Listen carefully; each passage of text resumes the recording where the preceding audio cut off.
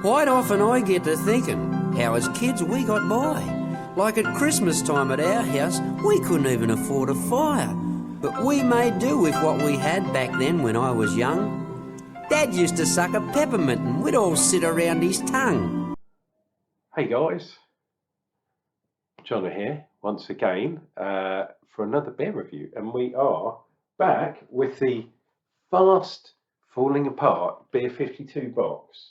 I have to say this box is looking incredibly worse for wear. It is really falling apart now, and yeah, in comparison, the Beer Company box looks quite good, but looks can be deceiving. But yeah, this one is definitely not going to last. There's no way you could refill it, put it that way. But it has done what it's supposed to do, so, you know, that's cool. We are on to day 21, which is this one here. Oh, he says, try not to rip it totally to bits. We'll see if we can get this out. Yes. Oh! Now, one thing that the Beer52 is doing now, and it's only recently turned this way, that the Beer Company box is not doing, is I'm finally getting some 440 cans. And this is a 2-all, as you can see, and it's a hazy IPA. This one is called the Orbital Movement. I believe, however, that I've had this one before. So that's not good, not a good start, but I do believe it is a good one. And if we go there, yep, it is a 6% hazy IPA, which is cool. And look at that. That's looked like some weird foreign landscape with water underneath and the horizon. It is pretty trippy. And look, it even uses the can itself. I love the shiny cans, and it makes an impact, definitely. Now, there is no way that this is going to fit into this glass. It's going to be at least 2 fills, maybe 3, which is a bit of a downside. I wish they'd given me a larger glass. But this beer, if it is the one I remember, and I'm pretty sure it is a really good beer. So I'm liking the 2-all. They're from Norway. Not sure if I said that previously. And it's really weird because Norway, a friend of mine used to work in Norway, and everything you buy, or nearly everything you buy, because trees are cheap in Norway, but beers especially are incredibly expensive because all of the ingredients are imported, because they don't grow anything there, because it's, yeah, you can't really grow much in Norway. Look at that. Very, very hazy.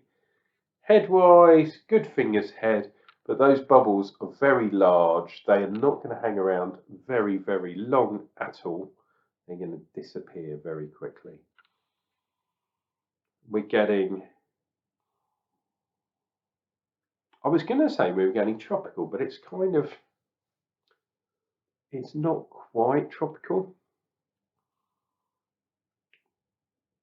It's those kind of light New World hops. You see, I don't think, I'm pretty sure it doesn't say what the hops are. 2-all is very, yeah, they don't give you much information. No, not at all. And it's in Norse. I don't want the, yeah, I don't want the Norse gods against me. Actually, did I do a photo? Let's do a photo opportunity. So we'll put something like there, put that round that way, cheesy grin in the middle. And that can be the photo for the front of this video for today.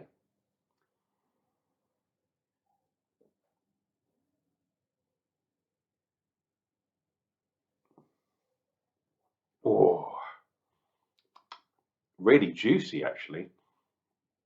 Almost guaranteed to have Simcoe in it.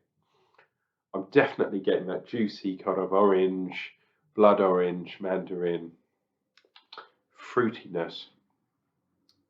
Weird, because on the nose, there were lots of high notes, grape, gooseberry perhaps, light, high sort of notes. But on the mouth, it's all sort of hearty, juicy fruits and that kind of thing.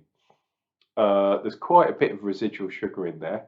So the Simcoe, I'm assuming it's Simcoe, washes your palate clean. And then you're left with a nice hoppy kind of orangey, juicy kind of thing going on, which is really nice, and it's quite long.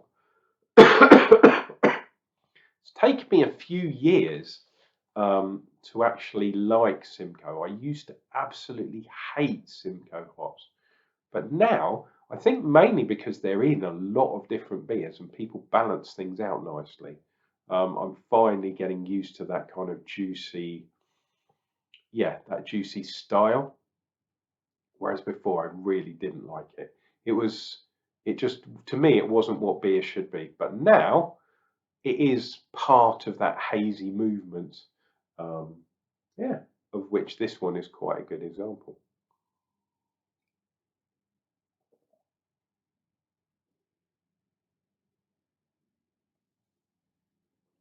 Oh,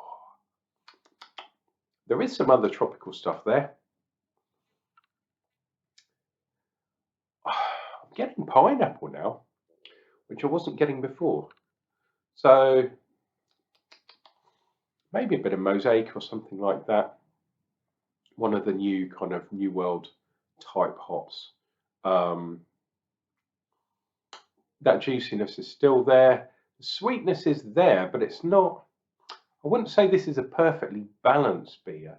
But the alcohol versus sweetness versus bitterness, it is not too badly balanced.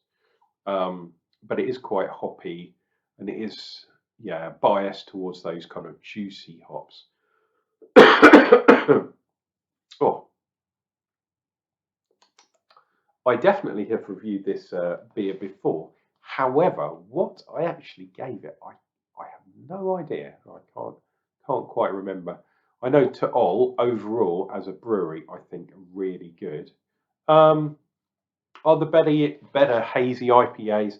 Yes, I would say there are from my point of view. However, this one is a good one, and at 6%, not too shabby either. Much better than these session IPAs that seem to be incredibly fashionable, especially in the beer company box. There've been so many light beers in there. It's absolutely ridiculous. It's almost as though they don't want to give you a strong beer. Pardon me, quite well carbonated too.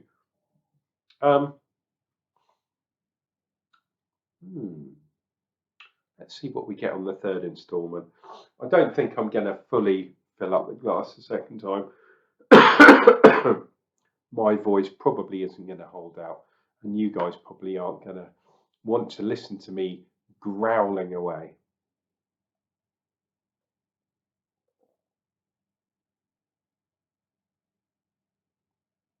Oh. But yeah, that is a nice hoppy beer. If you like hoppy pale ale styles, especially the hazy ones, my God, you're going to like this beer.